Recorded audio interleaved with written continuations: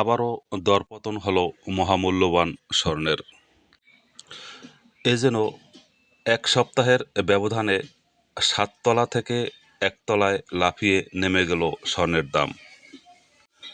গত এক সপ্তাহ পূর্বে 1 ভরি 22 ক্যারেট স্বর্ণের মূল্য ছিল 1,19,680 টাকা। সেই একই স্বর্ণের আজকের বাজার মূল্য দাঁড়িয়েছে সর্বনিম্নে। আন্তর্জাতিক বাজারে ডলারের মূল্য হ্রাস পাওয়ায় সোনার দাম কমে গেছে বলে জানায় স্বর্ণ ব্যবসায়ীরা। আজকের বাজারে স্বর্ণের মূল্য কত দাঁড়িয়েছে তাহা জানার আগে জেনে নেই রূপার দাম কত।